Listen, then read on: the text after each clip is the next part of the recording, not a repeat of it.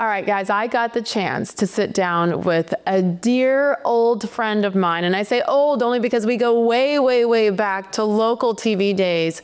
Fox News Sunday host Shannon Bream. We worked together in Tampa in the late 90s, and to be able to have witnessed her evolution in this industry to be one of the top in the business has been awesome. What we talked about today, really unforgettable. Yes, her rise from honestly being a beauty queen, an attorney who said, I want to try this journalism thing. Along the way, some really, really tough lessons that changed her. And also we went deep on her health and struggles that really got her into a dark, dark place and how she chose to come out of them.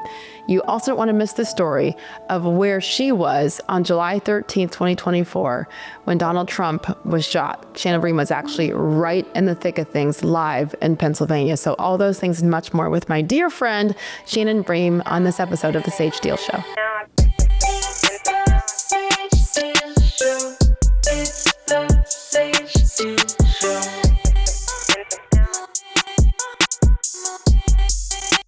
Shannon Bream, I don't know that everybody understands why there might be a love fest today, at least from me. Like, I get emotional when I think about when we first met a lifetime ago. I know. Gosh, we were young and cute. I know. I mean, you're still cute. But now I would say we're old and cute. We're old and cute. We're just going to go with it. Yeah. But I started at the ABC affiliate in Tampa, WFTS, in 1998. You came when? Probably 99. Okay. Into 2000. It's when I had my midlife crisis. Midlife crisis at age 28? I did. I moved from lawyer to working in journalism, and that was my first job there in Tampa.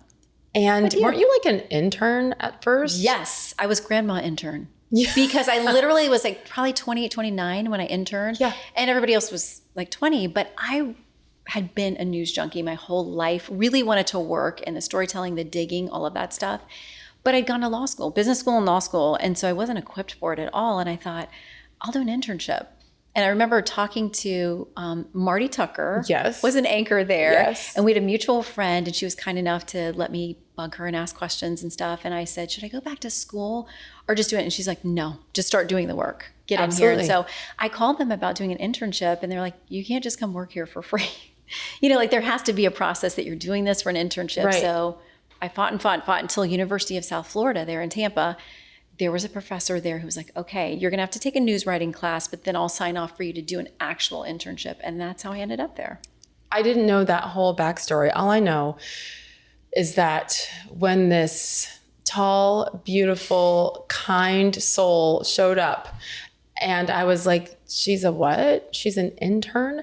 And you left a very lucrative job as an attorney to come down into the filthy trenches of journalism with us. I was like, what is wrong with her? I loved it. I was addicted. I mean, from the first time I sat there and listened to the police scanners going and just, I was making coffee. And back then, to date us, I would have to go through the newspapers and literally clip things out and make files. I mean, that's how old I am, but I could not have been happier. Yes, huge pay cut. And the thing is, I was an intern there, which I don't think I got paid anything for that. Yeah, no. But then when I told them, the news director at the time, Jeff Godless was the news director, and I said, he for some reason liked me and was willing to take a chance on me. I said, my internship is done, but I'd really like to work here. And he's like, no one's offered you a job. I'm like, I know, but I'm going to quit my law firm because I believe and I'm stepping out in faith that I'm going to do this thing. And so he got back to me within a couple of weeks and was like, we have this overnight job. That's right. And so you'll come in and work 2 a.m. to 11 a.m. You'll make all the phone calls, make the coffee. You'll write for the morning show. You'll work the prompter. Yes. And we'll see what else you can do. And it was a huge pay cut and terrible hours, but I was so excited. Oh my gosh. That is the best story. And by the way, it's not like this is in 1968. Like this is relatively recent that you gave up all that to do this. First of all, I must admit, I had not heard the name Jeff Godless in 25 years. Yeah. And I didn't call him Jeff. We just called him Godless. We thought he was godless, a godless human on this planet. That's what news directors could be really tough. But for whatever reason, he saw something in me and was like, I will give you a chance. And I would go out, with any cameraman or reporter or producer that would let me shadow them. And I would say, let me just watch you. Let me take notes. Let me ask questions. And some of them are like, great, come on. Do you remember Don Germais? Oh my gosh, yes. Was like the reporter of all time. Yes. And so he would let me just get in the truck with him and follow him on stories, show me how he wrote a script. And he was so quick and so good at things. Because I thought, if you're going to go interview someone for a local story, you're going to get 2 or 3 minutes of airtime. I got to really do this deep interview and get the sound bites. He'd interview somebody and ask 2 questions and be like, we're done. And I'm, what? I'm following with my notepad. And he's like, as soon as you hear the soundbite that you need, you do not need to keep doing the interview. I just learned so much in real time from people like that. But I bring back work to Jeff Godless and say, would you look at what I've done? And he was kind enough to take a look, and he believed there was some potential there. So as long as he was there, I was in good shape. Yeah. If you're a homeowner, you need to listen to this. When is the last time you checked on your home title? That's the legal proof that you actually own your house. And if you're like me, the answer is never. The problem is that in today's AI and cyber world, scammers are stealing home titles and your equity is the target. Here's how it works. Criminals forge your signature on one document. They use a fake notary stamp. They pay a small fee to your county, and boom, your home title is transferred out of your name. And then they take out loans using your equity, or they even sell your property, and you won't even know it's happened until you get a collection or a foreclosure notice. It's crazy. That's why you gotta stop what you're doing and find out today if you're already a victim. Use promo code SAGE at HometitleLock.com to make sure your title is still in your name. You'll also get a free title history report and a 14-day free trial of their $1 million triple lock protection, 24/7 monitoring of your title, urgent alerts to any changes, and if fraud should happen, they're gonna spend up to $1 million to fix it. So go to HometitleLock.com now, use promo code SAGE, HometitleLock.com, promo code SAGE. Yeah, well, it is amazing because it just takes one. Yeah. One person who's like, she's green, she's raw. I mean, there were several people who were like, she's a disaster, but we're going to give her a chance here. And I'm so grateful for those people who actually saw more than what we saw in ourselves, is what I firmly believe. It was just it was an awesome time. It was an innocent time, I think, before the world kind of got crazy. But I remember, I hope this comes across the right way. I just remember being protective of you, even though it wasn't like an age thing. It was just because I'd been there a little bit longer and I saw some of the cattiness from women, and one in particular, we don't need to mention names, but like I couldn't believe how nasty she was to you. And I remember talking to my mom about it. And I was like, this is crazy. These are the women who say that they support other women and they don't. And what my mom told me at that time, and many times since then with my own stuff, is usually that woman didn't have a problem with Shannon Bream. She had a problem inside, like herself. But in that moment, it doesn't feel that way, right? Do you recall? Yes. I'm sure you do. What was that like when you were there and the nicest person, but it was made very clear by some that you weren't wanted? Right. And I understood that in that I had no journalism training. So there was a lot of chutzpah for me to think, I can just change fields. I'm going to be done being a lawyer and I'm going to go do this. But I did have the attitude like, I know I've got a lot to learn. So let me learn from you. And you and Elaine Quijano. Oh, I love Elaine. She's done well, huh? She's done fantastic. Yes. Both of you. I'm like, these 2 women who stuck their necks out to be kind to me and help me went to huge places. And I think that said so much about the 2 of you to say, okay, you clearly don't know what you're doing. And there are clearly people who are hostile to you being here, but we're going to be your friends and help you out. And the 2 of you were like my lifelines there. And I learned so much from you, not just about the business, but about women who are friends, who help other women and are protective and supportive of them. So for me to watch over the years, the 2 of you do such amazing things made me so happy, because I thought I could do nothing for you in return. And I was just this crazy lawyer who decided I'm going to try to do this business.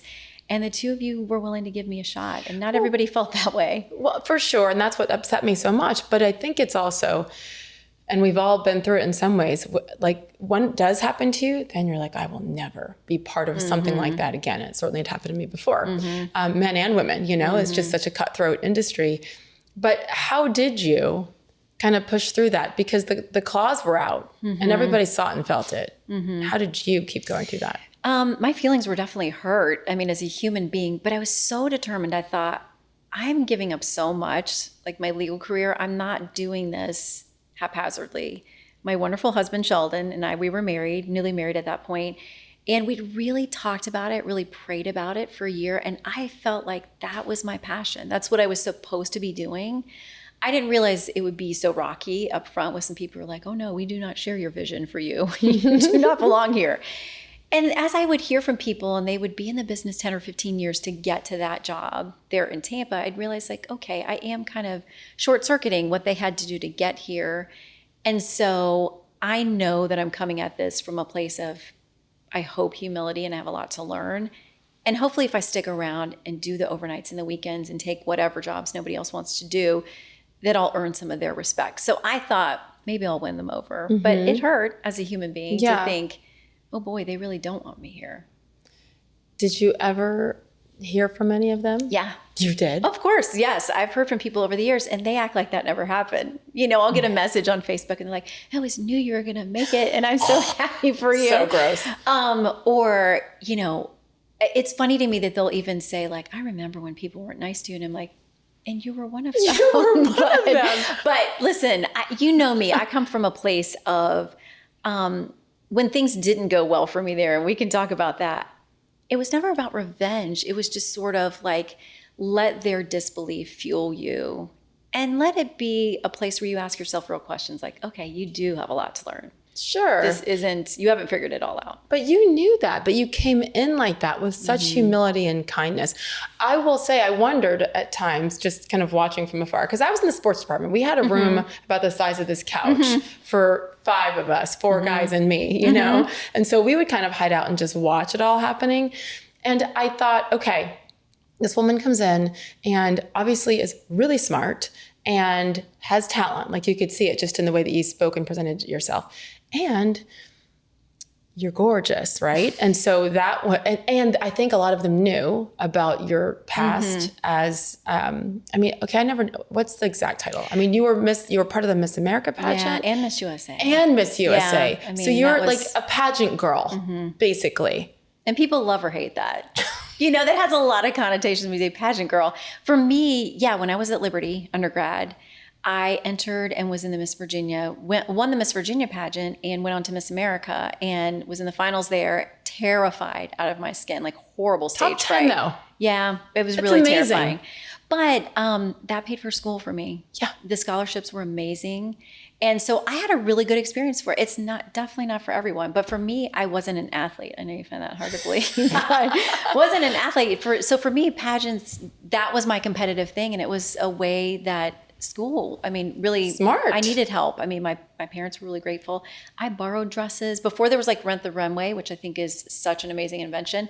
I would borrow or rent a dress from other pageant girls and kind of cobble things together. I didn't go into this like Jean-Benet Ramsey, like tons of money and a family thing. I didn't start as a kid, but it was something I did in college. And so, I'm sure that some people would hear that and be like, okay, weirdo, pageant girl.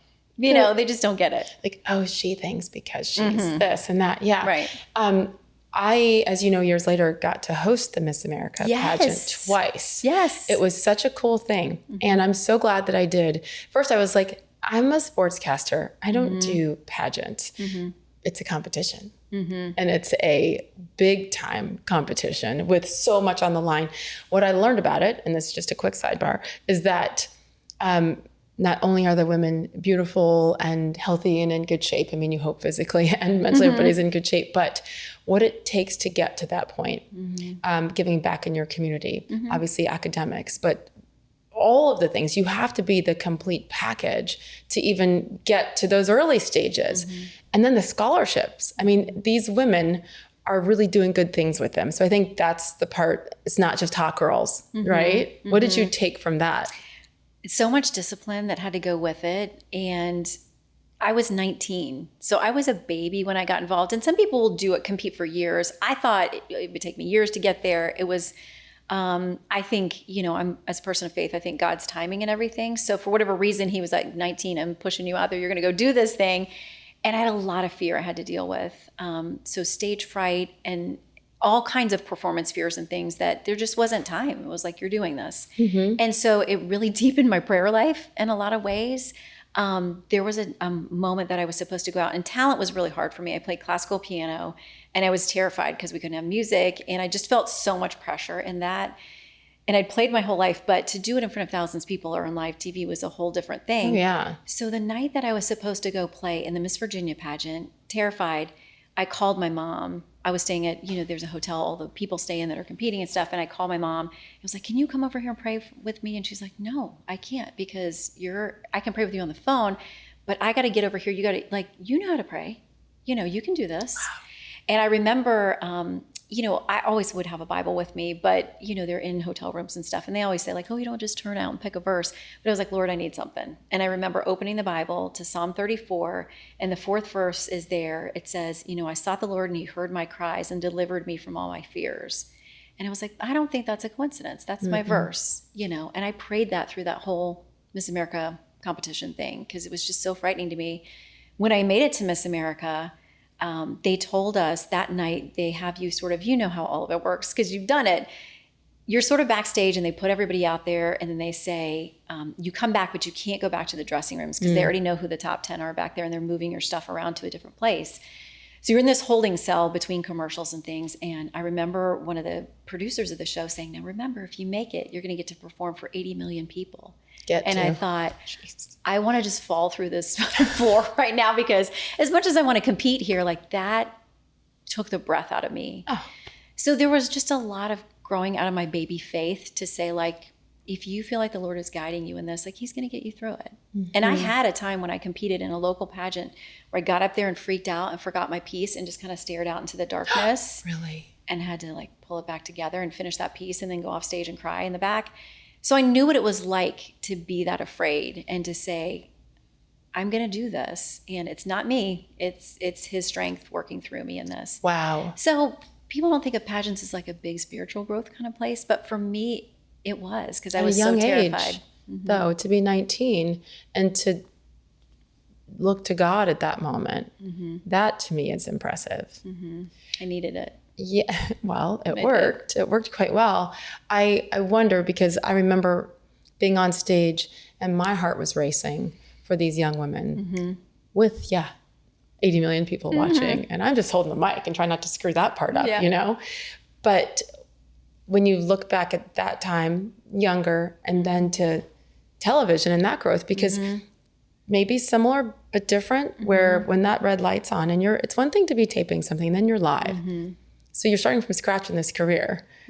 Did those kind of fears come back? How much were you able to draw from that time on the stage in front of 80 million people? Well, I think too, at that point I had realized, even if you do, the worst happens and this piece goes terribly and you go running off the stage, the sun does come up the next day. Yeah. I mean, I did learn so much though in having to travel and speak to all kinds of different groups as a kid. Really, I was a kid at that point. But speaking to a men's, business Rotary group or a group of farmers or whatever it was, I was put in so many different situations that I feel like it was preparing me for something I didn't realize I was going to end up doing.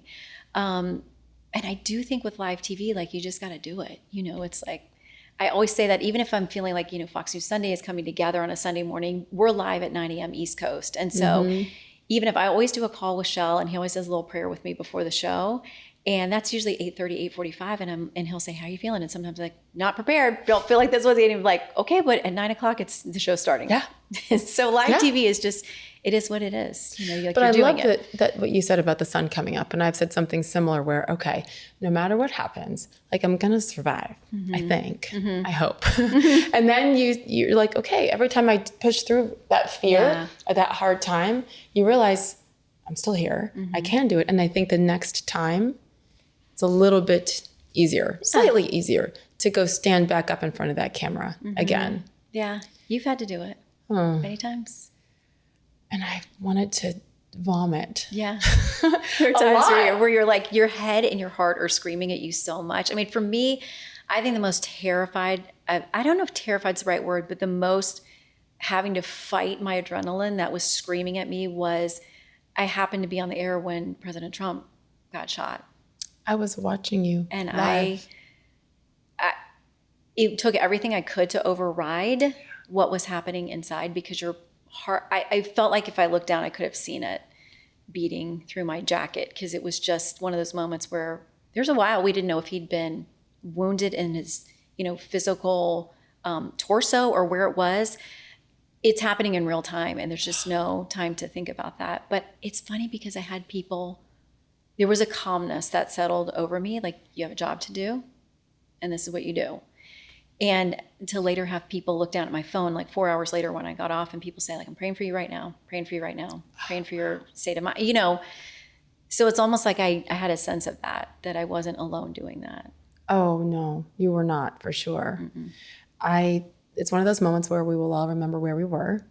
And yeah, you happen to be in front of the world once again. You like these moments with 80 million people watching, don't you? I like to be as terrified as possible, as often as possible. And then it's this. Yeah.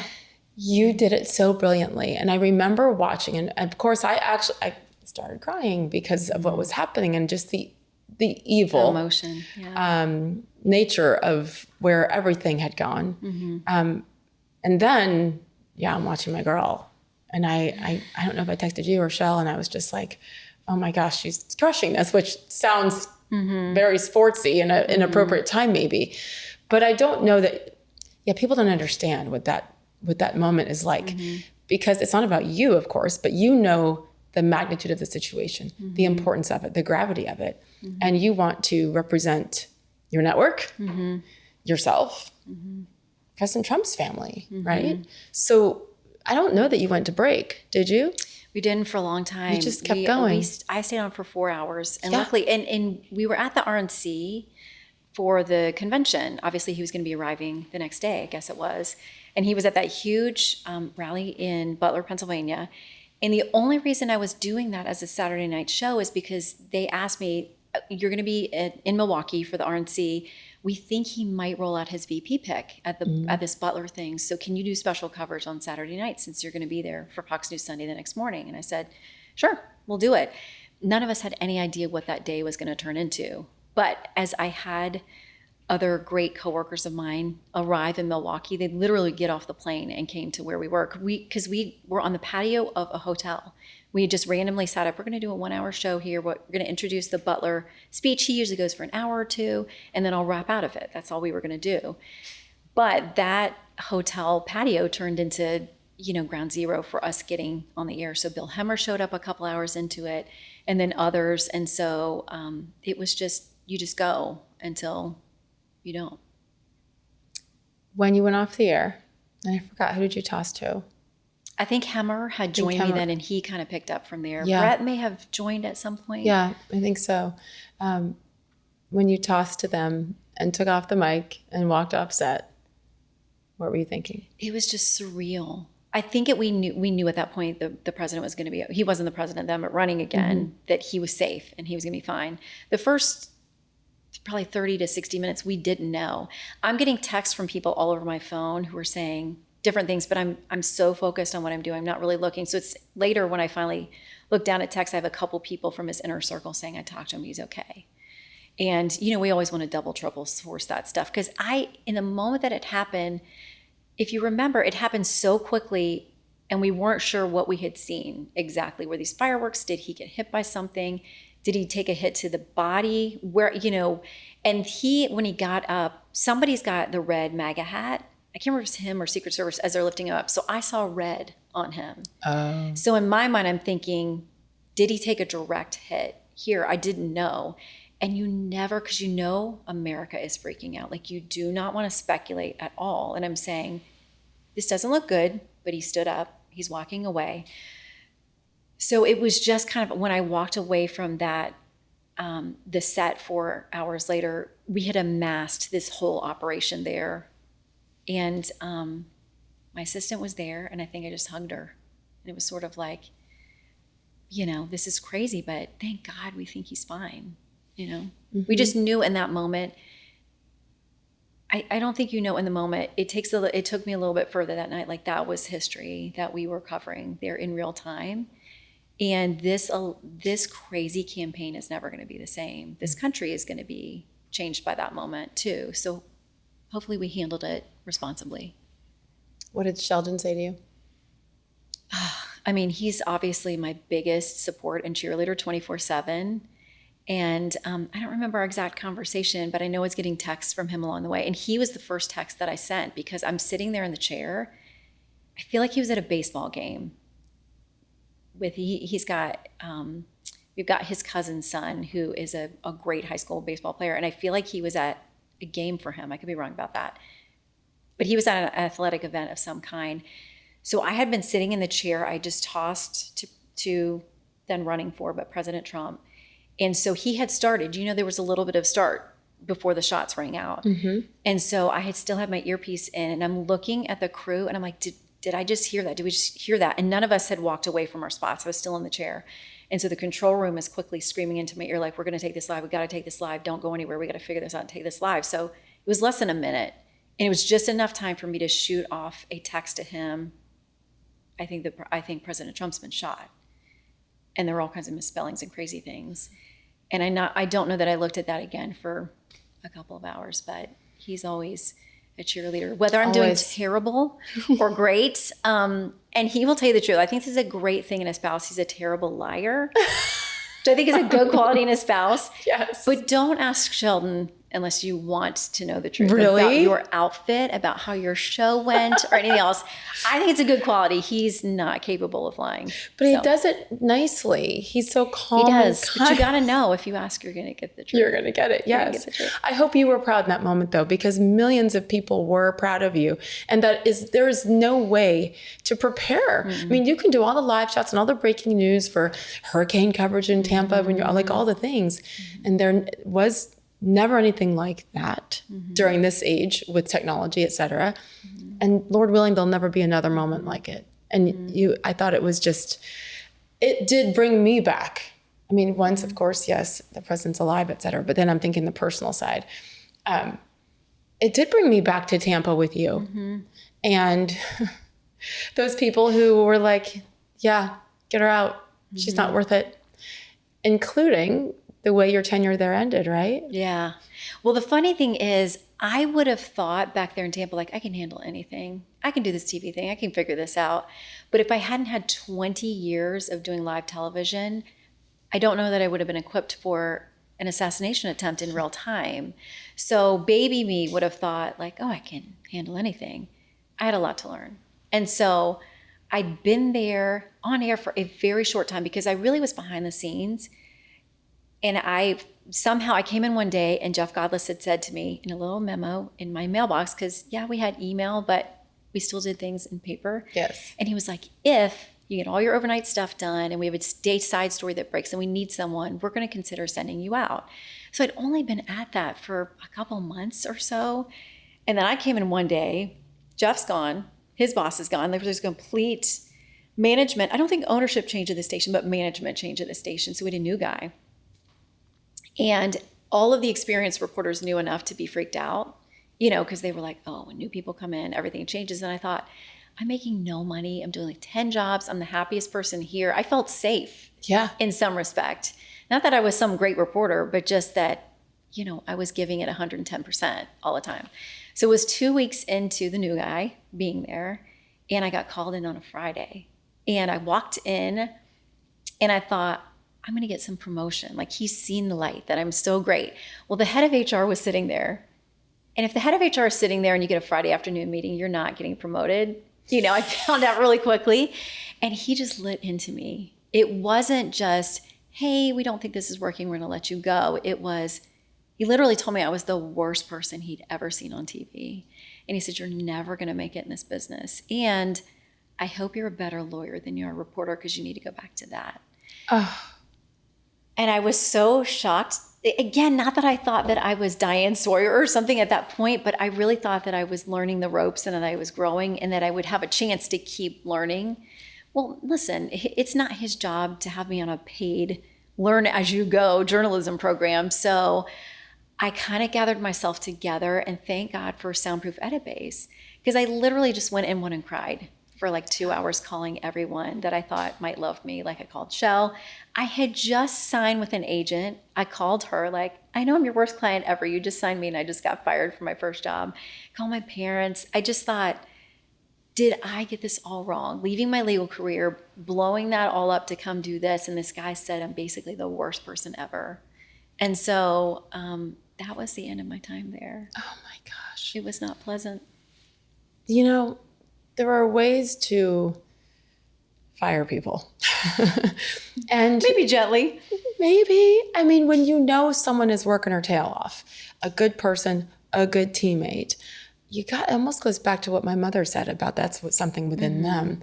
But I mean, what did you say to him? I don't even remember saying it's like a blur, right? I think I was sort of like, well, thank you. I mean, I can't, I'm such a polite person. Like I probably was I better just get my stuff and get out of here. I was super humiliated.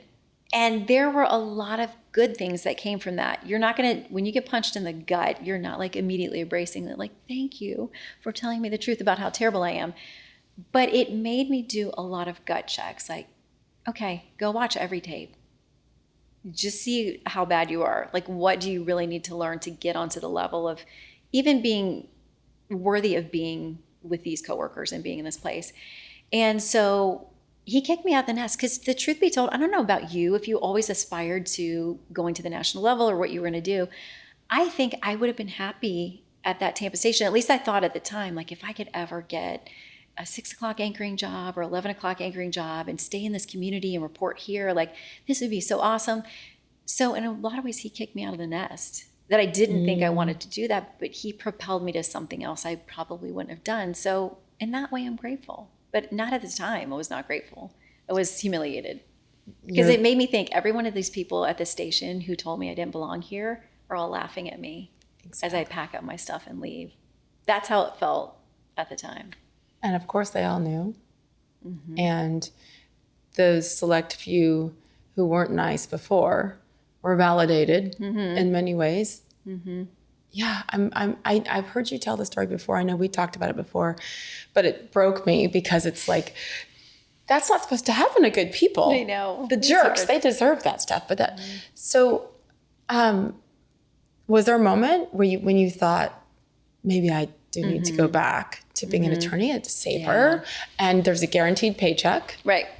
Yeah, I definitely had moments because it took me forever to find my next job because I didn't really have much experience for a resume. And so what I ended up doing was I talked to our weekend team there at the station and I was like, if I come on a Saturday or Sunday, could I come and film some stuff and put together a fake resume tape? Because I don't really have much to put on there. I had, a few reports in the field and things. And so I was still so naive at that point, not realizing how many people that would require, in the control room, running the cameras, running my mic, rolling the tape. Like I just still was so much in a learning mode that I didn't know what I didn't know, which is, you always, part of your life that's going to be, you just don't know what you don't know. So I bought a bunch of food because that always works in the newsroom. Always. I brought in a ton of food and I brought like 5 different blazers. And so I would sit at the desk and like read a couple stories, then change my blazer. Like, oh, I've done all these different broadcasts and newscasts. I never anchored anything. So I wove that together with what I had, a few reports in the field, and that became my tape. And so I sent it everywhere. And I can remember thinking, well, I'll go to a top 25 market. Anywhere in the top 25. Then you're like, top 50. And then you're like, I'll go anywhere in the English speaking world that will have me. That's my only language. I got to go wherever you could use me. And I just learned a ton of humility through that because it was like, you may have started to believe in yourself a little bit, but you have nothing to offer. You don't have the resume. You don't have the education. You're going to have to be willing to say, I don't know anything and I'm going to learn. And so finally, it was months. I finally got a call in Charlotte where I ended up going to WBTV and learned so much there and made lifelong friends there. So it was a painful period. And I did think many times during that, do I go back to practicing law? I was miserable doing that, but it was a great paycheck and it was what I knew. Yeah. But I still had this burning thing inside of me that, no, that's not your passion. That's not what you were made for. So it's so funny too, because I do sound like the old grandpa get off my lawn person now, because when you talk about a reel, that is an actual beta tape, right? And so when you talk about needing a team, because you have to have everybody in the control room, but then if you don't know how to edit, you have to, like, you went in the edit bays and did this and push button and rewind. And then you had to like make 20 of them, which I could never afford to go to Target or Walmart and get a stack of 20. I guess at that point you dub it from beta to VHS and send separate ones to random stations around the country, and you hope you hear back. Somebody, and you don't email them, like you call them back. Right. It wasn't an email thing where now I have young people that they'll come through in our college internship program, and then you end up mentoring them over the years, and now they can just send us links like, hey, check out my latest thing.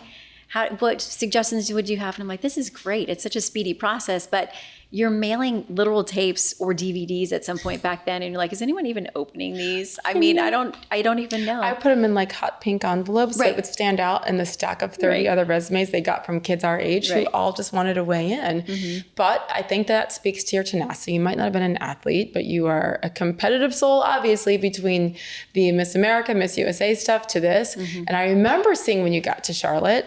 And how long were you there? I was there for 3 years. And then to DC? Yeah. And I have to say a quick aside about Charlotte, where I did make lifelong friends and people who had mercy on me and were like, let me help you, young whippersnapper. And I went there to interview for a reporting job. And when I got there, they said to me, hey, I think that we're going to have a contract change with one of our morning anchors. Can we put you on the set to anchor? We've seen your tape, so we know you anchor. I was like... Right. The day with 5 blazers. Right. Yes, you saw the 5 different blazers in my fake anchoring tape. So they threw me onto the set with John Carter, who I would go on to anchor the morning show with, who was such a sweet soul. I love him so much. He's such a great guy. And they just put stuff in the prompter, and we all of a sudden are fake anchoring a show. And then they're like, run in with copy. Oh, there's been a bus wreck. And so it's got all these local towns throughout North Carolina. I'm trying not to butcher the names of these different places that I have no idea. And so at the end of that interview for the reporter position, they said, we actually want to offer you this morning anchoring job. And so there were just doors that opened organically that I felt was the Lord leading me. And I had a great 3 years there in Charlotte. And then I got a call about going to NBC in Washington, the local NBC affiliate. Yeah, NBC4, right? But real quick, let's give you some credit for getting fired in a very unceremonial, ugly way, but still having the you-know-what to go call those people and say, can I come back in? Into the studio. Did the HR person, did they have to sneak you in? I don't think anybody knew that I was there on the weekend. Like, no management knew. That's what I mean. I don't think that they knew at all. And for whatever reason, the weekend team just had kind of a soft heart to Who say, was like, it? okay. I can't remember who was there at the time. I didn't ask any of the on-air people. I was like, let me come in when nobody's going to be here on the TV, and then I can just run and sit on the set for 30 minutes. But somebody had to run the prompter for me. Like, somebody had to. These were the kindest people that they were willing to do that, and all I gave them was some food and a big thank you, and so thank you to any of them who are watching now that you had mercy on me to let me do that. And you didn't really respond to any of the people who reached out since and said, I knew it. I knew you'd be great. I always just respond like, I'm so glad I got to start there in Tampa. It was what led to everything. And just try to be diplomatic. You're so good. It's annoying. No, I really want you to crush one of them. No, I feel like, and the crazy thing is when we still lived in Tampa before I had found another thing, but I'd lost my job there at WFTS. We lived, you remember Long Bay Shore there in Tampa. Yeah. It's like everybody runs and rollerblades and does all that stuff out there. And we live not far from there. So I had plenty of time, to go for walks and do that kind of thing. And Sheldon and I were together, my husband, Sheldon, but for those who don't know, yes. We were out for a walk. I don't know if we were actually jogging, whatever. And there was a guy who came by that had a really distinctive t-shirt on, like you wouldn't miss it. And so he had gone by a ways. And I said to Sheldon after he was gone a ways, I said, that was, and I named the guy who fired me. And I said, did you see the guy with the crazy t-shirt? He's like, oh yeah, I saw that. And I was like, that was him. And he's like, I'll be right back. I'm like, no, that's not how this works. Because he is the most, laid back soul, unless it comes to defending me or his family or something. I mean, he's the most chill person, but I think we both realized that was not a conversation that needed to happen. But I've had a lot of people ask me about him over the years, and I have heard from Jeff Godless, who was the news director who gave me the chance, who has been very kind over the years to say, like, I'm so happy for you. Good. But the guy who fired me, I've never heard from, and I don't wish him any ill will, because it really did push me to a place that I'm so happy and blessed to be. No, for sure. And I think that they probably know deep down that they didn't handle it the best way. And I hope that maybe they learned from it. Maybe they went home feeling a little guilty and just never said anything so that no one else has to go through it. However, I agree. Like, those things do happen for a reason, and you'll never forget it. How much has it driven you? A lot, because I thought, okay, let's use this to admit that maybe he could have said that in a more diplomatic way, but you have things to learn. Let's go rewatch every tape you have. And not feeling like I'm going to prove him wrong, but believing that I was on my God-given path.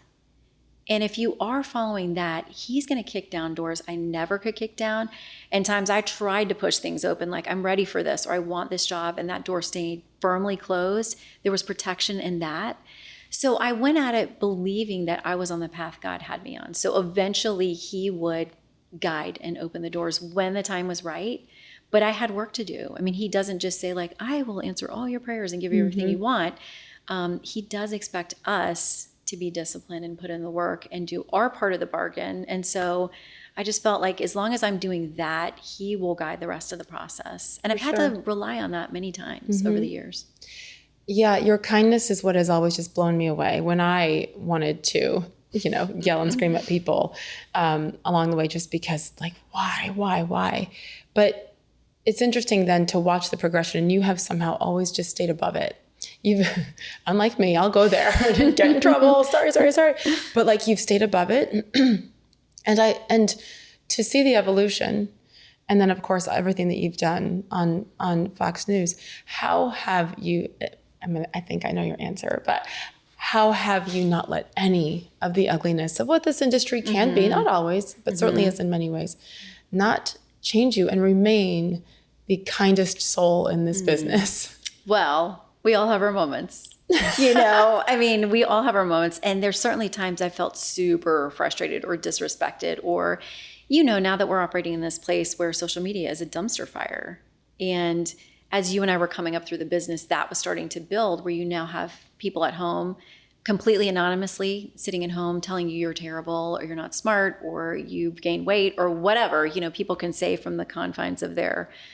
So we have to deal with that in the business now too. And I pretty much take a hands-off approach. Like, I'll put out, but I don't try to take a lot of it in, like reading comments and stuff. And I even get on Sheldon, like, don't read comments, because he's going to want to defend me. And I think that there's not, most of the time it's just not worth getting engaged with somebody, because if they're already spewing that level of venom, either they're projecting because they're frustrated about a political situation or something else.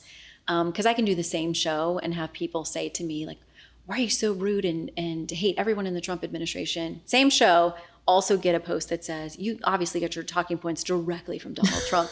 So I'm like, I think people get very frustrated. It is a really divided time. So I think we have so many different levels. There are people within the business that will make trouble for you and make your life uncomfortable.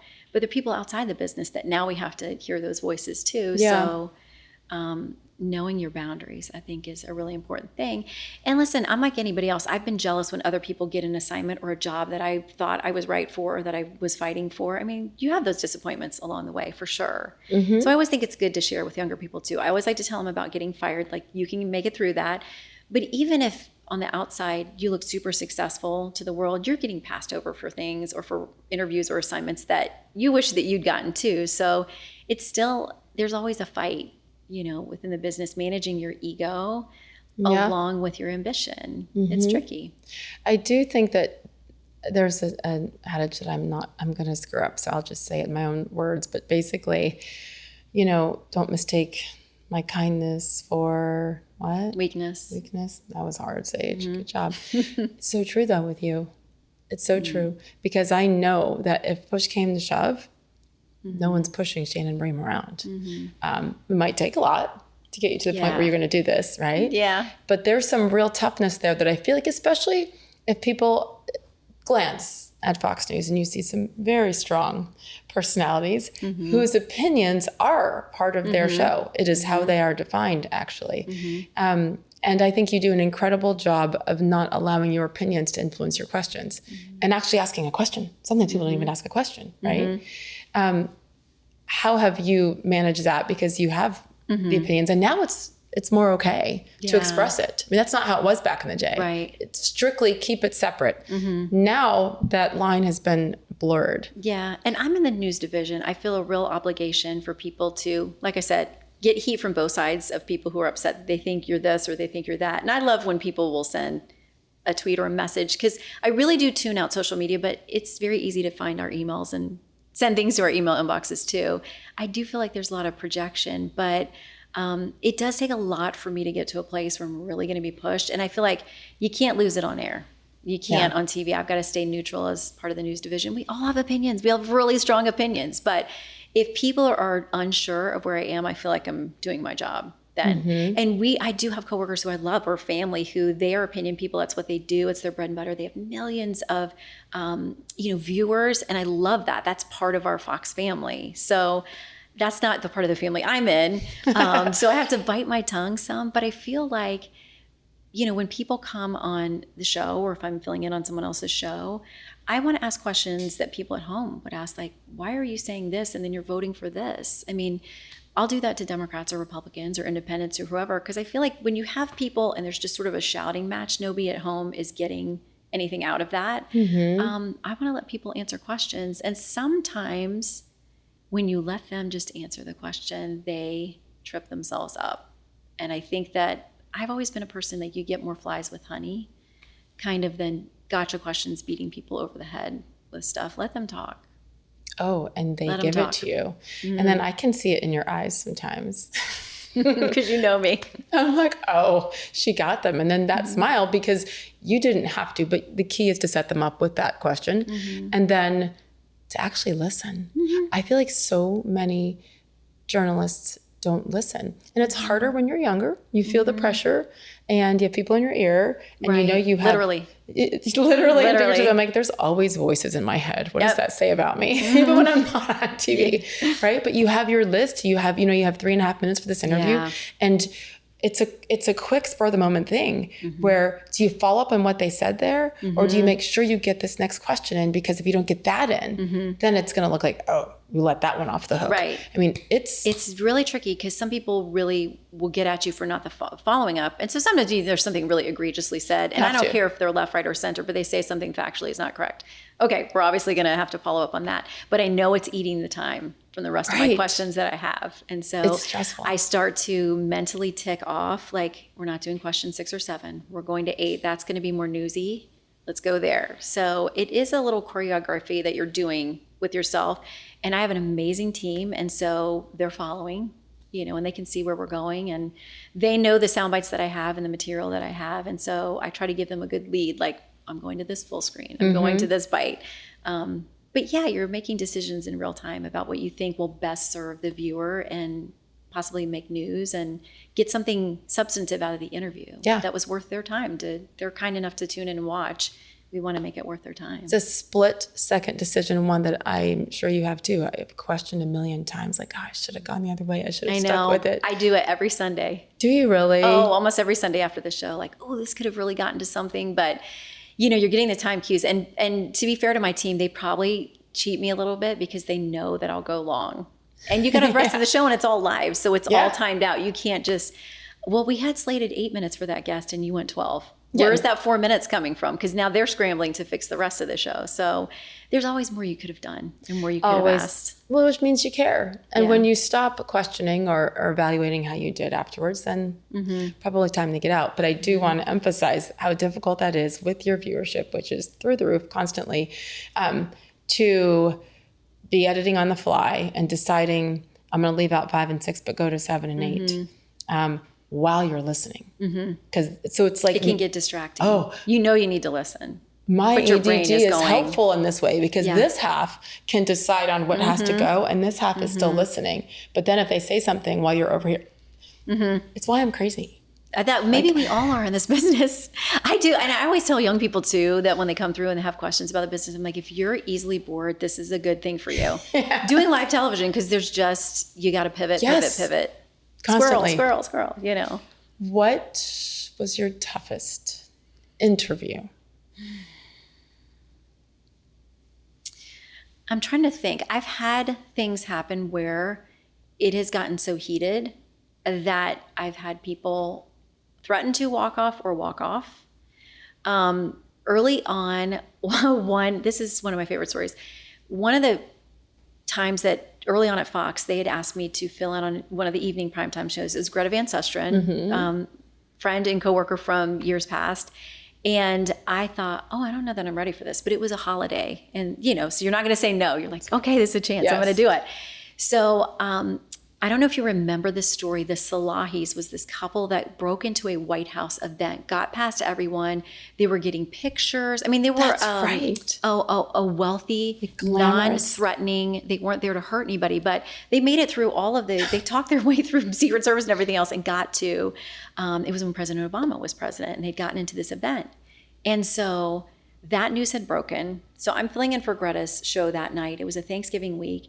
And we had booked, Rick Santorum was a senator then, and Dennis Kucinich was a congressman then. So we had our D and our R, and reverse that, Santorum the R, Kucinich the D. But we had them on to talk about Afghanistan and what was going on in that conflict at the time. So the producers say to me like, oh my gosh, this thing, breaking news, there's pictures, this couple at the White House, like, you're gonna have to lead the show with that. It's something new, we're gonna do that. So they're both remote, and I am still kind of at that level of doing like a primetime show. Was new to that. It was a little overwhelming to me. And so I start off and I go to Rick Santorum. I'm like, okay, this couple, look at these photos. They've broken into this White House event. Like, what's your reaction? Like, how close they got to the president? I think there were pictures of them with then Vice President Biden and all kinds of stuff. And Rick gives his little answer like, well, clearly we need to follow up and see what happened here, but I'm really concerned about what's going on in Afghanistan, and let's focus on that. And I'm like, okay, but the producers are saying in my ear, no, we need to get more on this breaking news. So I go to Mr. Kucinich, Congressman Kucinich at the time, and I'm like, Congressman, are you also concerned? I mean, these people made it through you know how hard it is. You've been to the White House. Like, there's stuff weeks in advance that you have to be giving, yes, basically like your fingerprints and your birth certificate and everything. And I'm like, and Congressman, and he's like, I'm gonna have to say this is sometime. I'm in agreement with Senator Santorum. Like, I think that this is a silly story. Nobody was hurt. Everything's fine. We need to talk about Afghanistan. And the producers are saying in my ear like, no, we need to get some sound bites on this. We need to. And I'm thinking like, oh my gosh, I don't know what I'm doing. And so I went back to both of them and tried again. I went back to Kucinich the second time, and he's like, young lady, like, he probably has no idea who I am. And because I'm, newer at Fox, and he says, I was booked on this show to talk about Afghanistan. There is a real crisis there. If we want to keep talking about these people at the White House, I'm leaving. Oh my goodness. And they're in my ear, and they're like, you have 6 minutes left. This segment, so I'm like, oh no. And Rick Santorum will not throw me a lifeline. I'm like, come on, Senator. And he was like, yeah, I agree. It's time for us to move on. So it was that was really hard because it was happening in real time. And I just wasn't sure where to go. That was a hard one. My heart's racing for you right now. It was so embarrassing. I thought they're never going to ask me to fill in on anything again. Right. Like, this is terrible. But they're telling you, and you are respectful of your team, and they're smart people. And when they're pushing you to do it. And I'm a visitor on their show. I'm just kind of keeping the seat warm. So I'm trying to follow them, but it was a long 6 minutes. I was going to say, very long six minutes ever. I did have someone walk off one time, but it turned out to be pretty funny because Tom Lowell, who's one of our executives, one of the best producers I've ever worked with in my life, he was producing Megyn Kelly's show at the time at Fox, and I was filling in for her one day. And we had two people who were in separate studios, and they were really getting into it, DNR, and it was like screaming and fighting. And finally, one of them was like, I'm taking my mic off. I'm leaving. And he finally did it. So he gets up, he walks out in the middle of the segment, and Tom Lowell, I give him all the credit for this, but he got in someone's ear like that was in that studio and said, go kick the chair. So they put the camera on it, and it's spinning around. Like, he's left, and it's like in such a hurry that he's leaving dust in his wake. And it was like such a funny TV moment. Like, that's amazing. Left in such a hurry that he leaves the seat spinning. And so I had to laugh at that. But yeah, I've had people walk off. That's always hard. I'm like, I think I don't understand that reaction, where as a professional, can you imagine if we walked off? I know, like I'm done with this show. I'm out of here. Yeah. I mean, and I guess depending on the timing, it could go super viral if an anchor walked up. I know. Let's try it, Shannon. Well, you go first. I don't want it to be my last Sunday I've ever done Fox News Sunday.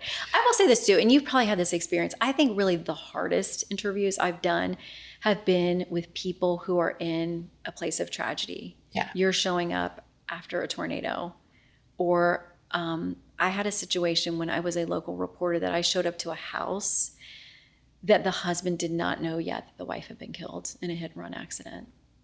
And that was a horrible situation. I think if you care about people and you have a heart, there are moments in the news business that are really hard. It's not necessarily the lawmaker you're fighting with, which that's its own challenge. Yeah. But it's seeing someone's heart break in real time while you've got a mic in their face. That is brutal. Yeah. That's really hard. I showed up to a home in South Bend, my very first TV job. Again, I was like, I want to do sports. I don't want to do any of this stuff. But it was an opportunity. And it was a murder-suicide. And it was an older couple. And my news director was like, you need to go knock on the door and ask for, maybe someone answers and they can give us a picture. I'm like, so you want me to go knock on someone's door after this unimaginable tragedy and get a picture of them? And I got in the van with the photographer, and those photographers take us under their wings, don't they? And I was almost in tears. I was like, I can't do this. And he looked at me, he's like, do you want to be in this business or not? Go knock on the door. That's part of it. I remember I knocked on the door, and the woman that opened it was the daughter. His parents were now gone. And it's funny, I had been doing a story on a high school band, and she was like one of the leaders of the band, like the marching band. And so I'd done a fun feature on her like a week before. And I knock on the door and she answers. What are the odds? But I remember making a decision in that moment, and we've all had these decisions to make. I reintroduced myself, and she just hugged me, and I hugged her, and my cameraman was there, and I just said, I'm so sorry. You know, I'm told to, and she's like, oh, come on in. And we started chatting. And I never asked for the picture again. We just talked and hugged, and I left. And I lied and told the news director that no one answered. It's brutal. Because I didn't want to admit that I was not willing to ask them at that moment, because the humanity in us, that's more important than getting the story sometimes. But when you're young and you're taking orders to keep pressing Santorum, you like, or you're sent to like a crazy dangerous neighborhood to knock on a door after a shooting to ask for interview a neighbor, that kind of thing. Like you are a little bit crazy, but that's the hardest part, I think, of the business, is watching people who are hurting and being there in that moment of just the raw emotion of loss and of heartbreak. It's really hard. I wonder if that, the seriousness and the immediacy and all the pressure that you have there every single day for all these years, how much is that balanced with what you've chosen to do on the side, as a Christian, strong Christian woman, as an author, and helping so many women find their faith, stay with it, and have a fellowship with others through that. I mean, is that fair? I mean, it's the first time I've thought about it that way. Or maybe that helps with the ugliness to be able to talk about what keeps you going with your faith. 100%. Yeah. I don't know how people, and everybody manages their life in a different way. For me, I don't know how I would do it without the faith part of it. Like, there is a bigger thing going on that doesn't, I'm not in charge. Luckily, God's running the universe, not me. He doesn't need my help. But I love when I get to be a messenger for what he wants people to know, which is a hopeful, joyful message of the gospel and of faith. And so when Fox came to me a few years ago and said, hey, we're thinking about doing a book thing, and we were thinking about doing something with women and with faith, and we know this is really important to you. Would you be one of our first authors? And normally I'd be like, oh, I need to think about this. And immediately, yes, absolutely. And it was during COVID that I wrote the first book in the series of the 3 Bible books that I did. And I knew these stories from growing up in church and Christian school and all of that, but what a blessing it was to me. I was like, I hope this blesses other people when they get this book. But man, to be in a time that was so fearful and so depressing and so much loss for so many people all over the whole world, that we're all living this tragic, horrible thing in real time, to read these stories of women who over the years were dealing with things that are very now. I mean, broken families, financial disaster, health crises, infertility, all of these things that I'm like, he was always working and weaving in these stories. And the same things we struggle with now, these women struggle with. The Bible is not some remote, dusty old book that doesn't have anything for us today. I think he included every one of those stories because he knew they would meet somebody where they were, who needed that specific bit of encouragement. And I found too that most people didn't realize there were so many women's stories throughout the Bible. I knew that having grown up in the faith. But that's one of the things I found with that first book is that people were like, I had no idea. All through the Old and New Testament, there were these women who God really spotlighted them in their stories, and they had a big role to play. They weren't these bit part characters that didn't have a name or a face or a story. So it's just such a blessing to me to get to tell their stories to people who might not have found them otherwise. Oh, yeah. And what's the name of it again? First one was Women of the Bible Speak. Women of the Bible Speak, yes. And that, I mean, that's a bestseller, right? Yeah. Like #1 New York Times. Yeah. That's insane. Yeah, it is. I attribute our viewers. I mean, they showed up for that book and for the 2 that followed it too. I mean, there was just, and I think I found, I don't know if you felt this or remember this, but during COVID, people were really searching. Like I would do my show every night, and we started having, pastors on. We'd have doctors on, and we'd go for hours. It was a 1-hour show, but some nights it was just like, we're going to give you 2 or 3 hours, and we're going to take calls, and we're going to figure out, answer people's questions. Like, what do we know? Because there's so much we didn't know. We'd have pastors on, and just like, how do you encourage people that are losing everything and that are so fearful? We started having people come on and tell their verse of the night. And I'm like, until somebody tells me to stop doing this, we're not going to stop doing it. And nobody ever said anything about it. Within Fox, they were all like, do your thing. This is encouraging people. It's helping. Wow. And that book, I think, was just really, people were open to it. They were really searching. And so that book just landed, hopefully, in a place that they needed it at that time.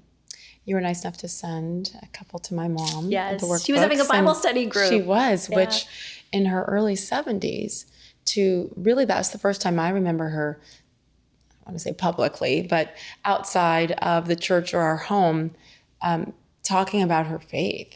And so you moved Mona Steele. You moved a lot of people with that. I'm sure, I know you hear that a lot from women, right? Yeah, I do. What does that do for you? It makes me cry. Honestly, one of them really got me. There was a woman who, I think it might have been my second or third book. I can't remember what it was, but she put out a tweet and tagged me in it back when I was still reading social media. And it was of her getting baptized. And she said in this tweet something like, my whole life was destroyed and ruined. And the only reason that I found God and get back on track is like Shannon Bream's book. And I'm getting baptized today. And I was like in tears over that, because if nothing else ever happens in my career, that somebody found hope and found the Lord through a book that Fox let me write, and then our viewers so supported, I was like, this one tweet is worth everything I've ever done. Oh, yeah. To see her life in a place where she had hope and she'd found faith. And so I always get really messy when people will say to me that their book meant a certain thing or helped them through a certain thing, because it's like, I'm just the messenger. Yeah. And I'm so thankful that I could be that. Do you ever say, what if you hadn't pushed through? What if you had listened to that nasty person in Tampa? I know. Or the women along the way, the competitiveness, any of it. Yeah. What if you'd listened to those fears? Yeah. Like, you would never have been there for that one woman, much less probably millions of others. Yeah. What a blessing. It's such a humongous blessing, again, that is so far beyond me. And I just feel like the times that I was getting no in my career, or places that were so hard for me to understand at the time, that I just felt like I was grinding or on autopilot or couldn't break through. I mean, it took me years to get anyone at Fox to look at my stuff. But there was all purpose in it. Like, I was learning, I was maturing. I was learning what adversity was like in my personal life and my professional life. And so it all weaves into this place where you're supposed to end up, so that you are more empathetic and able to serve other people, understand their trials better. And so, yeah, I really, even the hard things that I've been through, I wouldn't change anything. Yeah. That's cool, isn't it? When you realize that, that hurt and it wasn't fun, and you hope that others don't have to go through the same thing, and you wouldn't change it. Yeah. I'm sure, knowing you, and even just from today, like your faith, your family, getting through some of the health issues that you've had, which you've been pretty open about. I'm not going to get the name right. Don't worry, because I never get it right either. I don't. It's a big, long, technical name. For this cornea disease I have. It's a genetic condition. MAP dot fingerprint dystrophy is one of the names it goes under. But when I was in the middle of the worst of that, I wasn't transparent with it because it took me a couple years to get a diagnosis. And I was living many days in a 10 out of 10 with pain. And so we all have known somebody probably that's lived with some measure of chronic pain. It just takes you to a really, really, really dark place. And so after I finally was coming to the other side of that, it was a little scary, but I felt like it was important to be transparent about how bad that had gotten for me. Because again, I'm thinking, if you don't share that, there's not a place to encourage somebody else, you know? What were you feeling? What exactly is this? So I started overnight. I sat up in bed one night and felt like if you've ever scratched your eye or had some injury to your eye, it was really painful, but I had just been sleeping. I was like, I can't figure out what happened. Did I rub something or do something? Dug through the cabinets in the bathroom, eye drops, trying to do anything to get this pain, which was a 10 out of 10.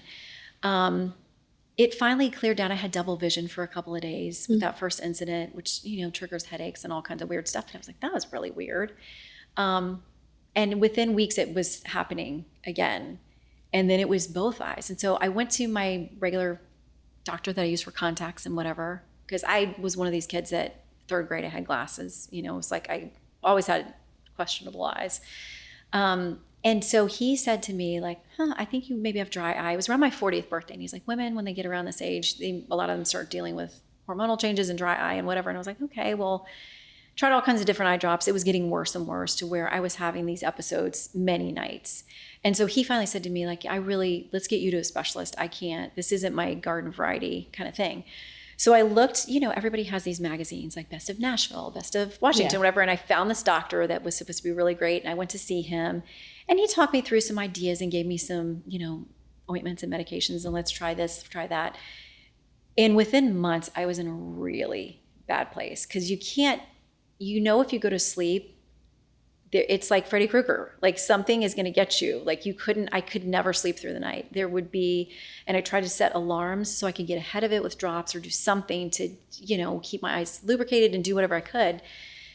But so you're never sleeping more than 2 or 3 hours at a time. And man, if I slept through that alarm, I paid for it because I was going to have this pain. Wow. And I'm hiding it from everybody at work. I'm in pain all the time. Now I finally go back to this doctor and I'm really losing it because I'm thinking my life is sort of spinning out of control here. And I said to him, I tried to explain to him exactly what was going on and how I wasn't sleeping at all. And so that compounded with the pain. I was very depressed and I was really having a hard time. And he said to me, you're very emotional. Oh. And I'm like, yeah, I am very emotional. And he's like, yeah, I just don't think that this is, you just need to give it a time and just like kind of calm down sort of thing. And I always describe it as I'd gone there needing a life preserver. Like I'm drowning out here. And it's like, you throw me an anchor. I just plummeted. And I thought, okay, this guy is one of the best specialists. I'm now several months into this and my life is not worth living. I can't sleep. I can't get through the night. I can't tell anybody. I have no diagnosis for this. Sheldon was the only person who had any clue. I didn't tell my family. And I'm hiding at work because I don't want to get sidelined. Like you can't handle what we're doing here. You know, it was a demanding job. And I just got into a really tough place. And I thought medical community is not going to help me. I stopped going to the doctor. I did not want to go back and be humiliated by him again. When I left there, I said, I'm never coming back here. Wow.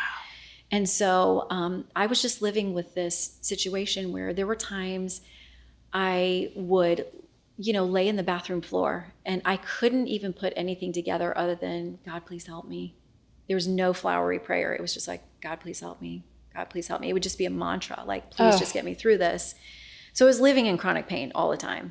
It got to the point where I took eye drops everywhere. Workout, from machine to machine. If I had the strength to work out, I would have my eye drops every machine. I took eye drops in the shower. That's how bad it was. Like water to my eyes was painful. It just crazy.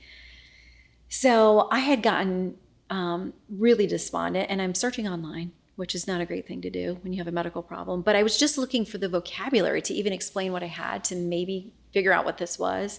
And I stumbled into like a message chat room kind of with people with really severe eye problems and they're all saying the same thing. I go to the emergency room, they turn me away. They tell me that I'm crazy. And I'm like, okay, well, these people understand whatever it is that I have, maybe this. And there were people on the message board talking about just wanting to take their lives. And I thought, that sounds like a relief, honestly. I just thought, I'm 40-ish now, early 40s, and thinking, there's no way I can live like this for 40 more years. Like there were times I couldn't make it 40 seconds. My life felt completely pointless. There was nothing I looked forward to. There's no joy anywhere. Like your world just goes to black and white. There's no meal you want to eat. There's no joke that's funny. You're just surviving. And that was it. And so I went to Shell, and he knew how bad it was, but to tell him like, I'd really just like to go to sleep and not ever wake up again. And I felt like God understood how bad things were. Like nobody knew but him and Shell. And I thought, he'd just forgive me if I just went to sleep, wake up in heaven. Like how much better would that be? There's no point to this. Like there's literally no point to my existence at this point.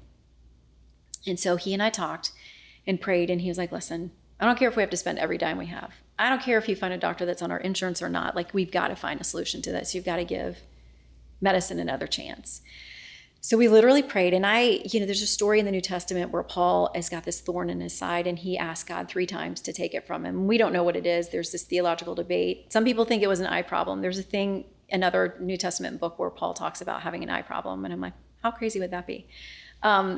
But I remember just praying that, and there are these verses in 2 Corinthians where he says, he begged God 3 times, please take this from me. And God said to him, my grace is sufficient for you. My power is made perfect in your weakness.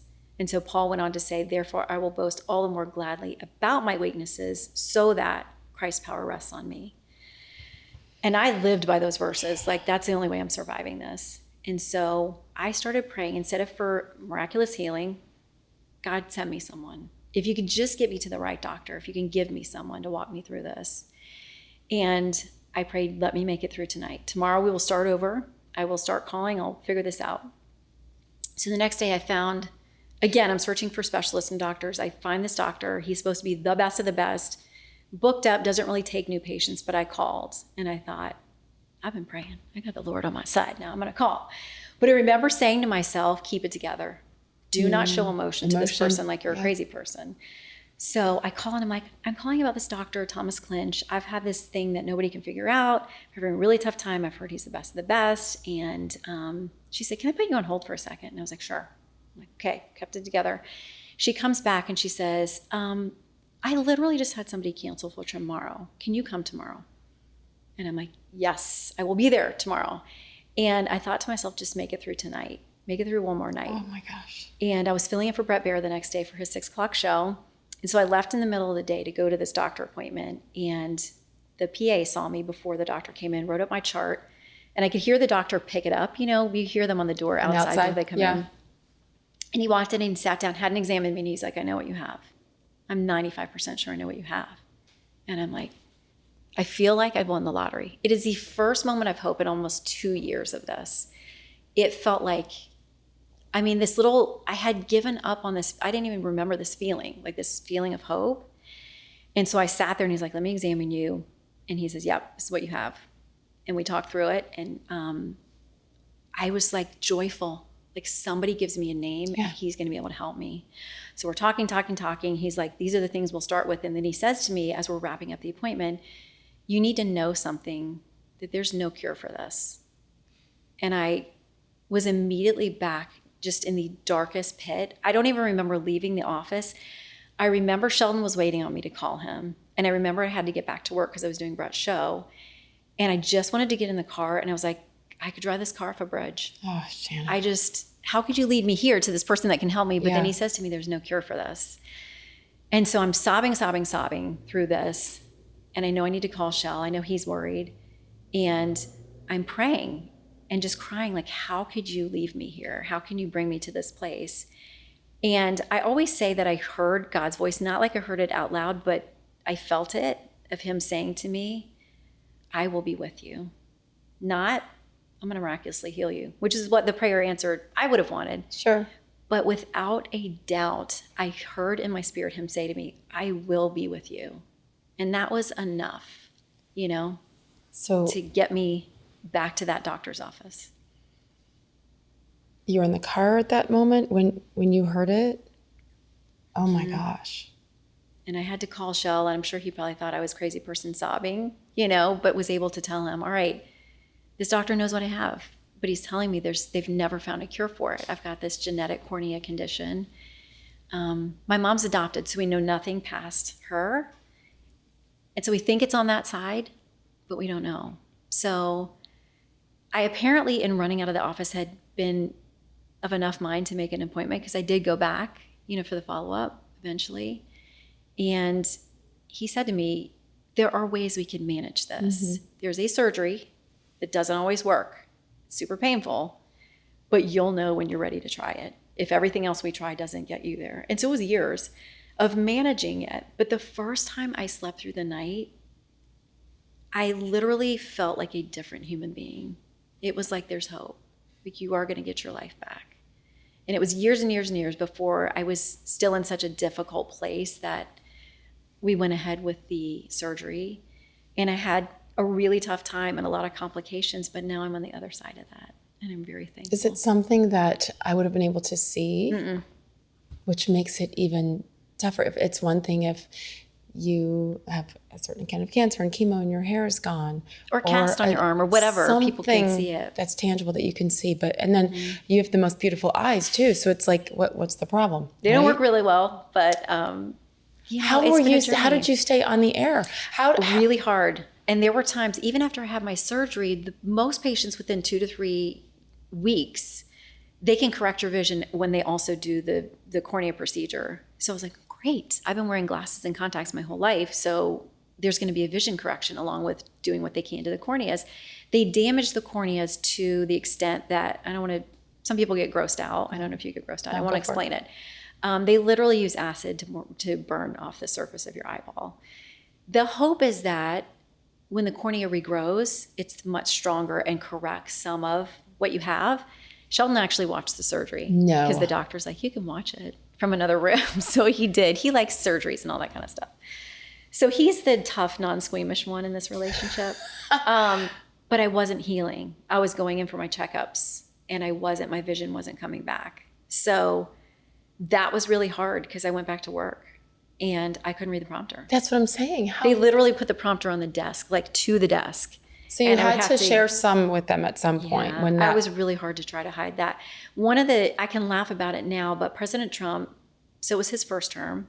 He was president. He was over in Hawaii visiting, Pearl Harbor and all these things. And because I was doing a late night show, 11 p.m. at that time, it was in real time when he was in Hawaii that I picked it up that we were doing it live on air at 11 p.m. because it was a daytime event for him in Hawaii. And so normally, if you're doing sports or whatever, you're narrating what you're seeing. Sure. So you're like, oh, and now he's taking the wreath and he's placing it here. I couldn't see anything. Oh my gosh, Shannon. I couldn't see anything. And that's kind of when I was busted. But luckily, my good friend and coworker, Martha McCallum, was there in Hawaii and had been doing some coverage. And I just had to toss it to her because I was like, I can't see. And did she know what was going on? She did not know, but luckily she's like the best of the best. I was like, Martha, why don't you pick it up from there since you're on site and tell us what you're seeing? And so she was able to narrate that whole thing. But I had some moments like that I was like, I'm not sure when my vision's coming back, if ever. And it eventually did, but it just took me so much longer than the normal healing process. And so I'm blown away. It was crazy. I'm blown away. I quit. I went into a bit of a shell with that because the surgery was so incredibly painful. There were not words for it. I'm glad I did not realize how bad it was going to be. But then to not get my vision back, I stopped running. I stopped going. I couldn't see people on the trail. I felt very vulnerable that I could see blobs and things, but there's no driving. I couldn't read my phone. It was like really difficult to do anything. Everyday life. So there's no cure, but how do you manage it now? So eventually, it was probably 3 months into it that my vision really started to come back. Okay. And once it did, it really kicked in. And so great, I wear glasses sometimes when I need to. But 95% of the time I can sleep at night and I'm not having these tears. The problem was with a genetic condition, your cornea the cells root back into your eyeballs, kind of hold everything together, but mine didn't root back, so they were constantly tearing off. So if you've ever scratched a cornea, I was just doing that every day. And the tears would just get deeper and deeper because I wasn't getting healed. So once I got to this doctor who knew what it was, he was able to help me figure that out. So I have a whole protocol at night that I do for my eyeballs to get through the night, and it works. So the surgery was ultimately very successful. Did you have cancer? I did not. I've had 2 breast surgeries for early, like baby stage things that have been found. So I've never been too far down that path.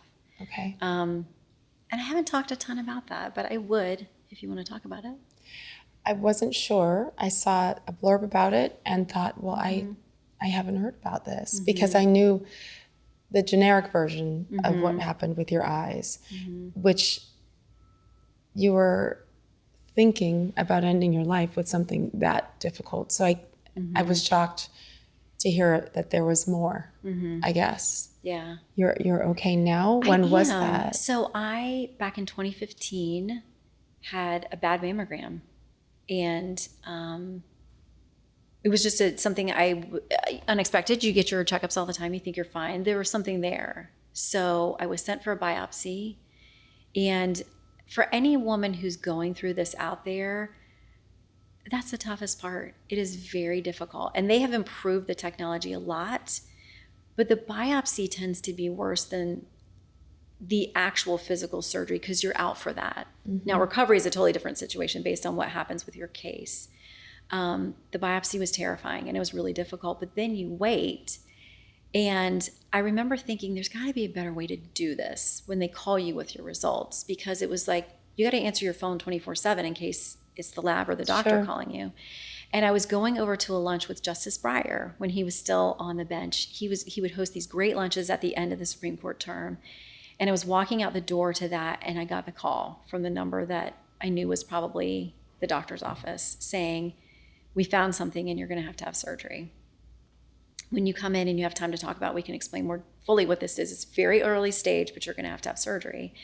So I literally was walking down the street in DC crying, thinking I got to pull myself together before I get to this lunch with Justice Breyer. And it just seemed like, man, there's got to be a better way to manage this for women, because women get those phone calls every day. I had a great surgeon. She got clean margins, and that was great. And I thought that was the end of that. But she said, you've got a predisposition we're going to have to watch. The crazy thing is, when I went into my surgery, 2015, I was laying there and it was delayed, and you're all prepped for surgery and you're waiting. And they had the local AM news station playing in the background. And it was the day that Donald Trump was going down the elevator at Trump Tower to make some big announcement. And I'd interviewed him a few weeks before that. And he'd said to me afterwards, I don't think you're taking me seriously, like when we took our mics off and stuff. And I said, well, many times we thought you're running for president, but you have so much going with Trump Industries and all these things. I'm not sure that you really mean it. You know, I don't doubt your intentions, but I feel like I'm not sure that you're really going to run this time, because you would have to step away from so much. It would be a total upheaval of your life. And what he had said to me in that interview is, if I think I'm the person that has to do it to get elected and save this country, whether you like his politics or not, he really was coming from this place of like, I will do it. I will turn my whole life upside down if I think I can serve this country. So whether you like the way he does that or not, I think he genuinely comes from that place. Right. So I'm laying there going into surgery. And you know, if you've been under anesthesia, when you come out, I'm always afraid I'm going to say something crazy because it's like a truth serum. Totally. And I remember laying there and saying to the nurses, like, I had this dream when I was in my surgery that Donald Trump said he's going to run for president. And they're like, oh, that happened. That happened while you were under. He came down the escalator. While you were under? We came down the escalator and said he was running. So that's what I always associate with the first surgery.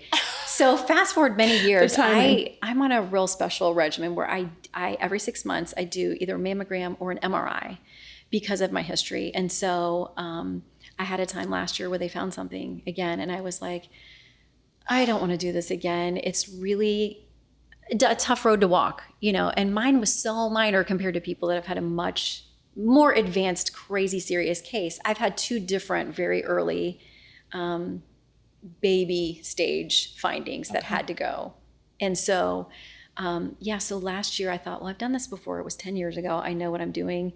It was much tougher this time. It was a much bigger, more invasive surgery. And I probably should have taken a little more time off, but I went right back to work because I thought, you know, it's 24, it's an election year. I don't want to miss anything. And it was harder to hide this time around. I'm physically 10 years older, and it was a much more involved surgery. But again, clean and fine. And so I'm really grateful. I mean, I have a lot of loved ones and coworkers and friends and people who've had a much tougher road with that. And so it's not that I've been hesitant to share it. I just know people have had a much worse experience. Sure. So I've got some scars, but I'm healthy, and I'm fine. And I'm just an advocate for, mammogram is not bad. Whatever you've thought would be difficult, like it's really not. If you go to if you get your dentist, you get your teeth cleaned, you can do a mammogram.